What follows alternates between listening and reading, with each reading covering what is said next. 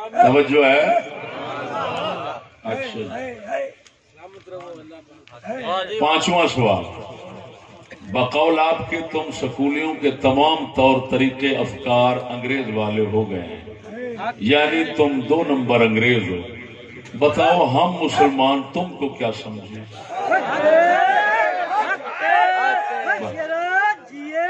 وہ تو تم نے خود بتا دیا۔